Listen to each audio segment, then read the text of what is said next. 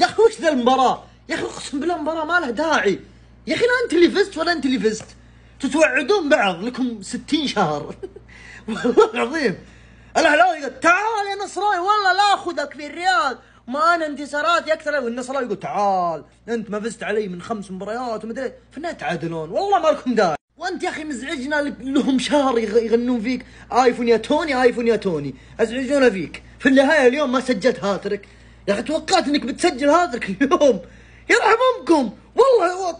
المباراه صراحه كانت متوجهه اتجاه جميل، ان الجار بيخسر ونضحك. تعادل في اخر دقائق خربت المتعه تمام.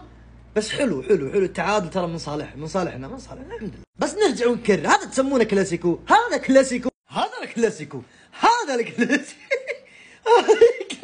الله تبارك. هذا الكلاسيكو بعد 8 ايام باذن الله بتشوفون المتعه في المباراه. تنتهي 5 6 7 8 9 10. اسولف انا. هذا الكلاسيكو الصدق. الهلال والاتحاد بعد 8 ايام بتصير المباراة الثامنة اللي نفوز فيها على الاتحاد بالتوالي. فهذا الكلام اللي عليه الكلام.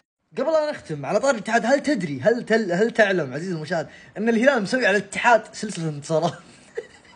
واكتبوا لي رايكم الحين في الكومنت، تنسون اضافة ولايك. سلام عليكم.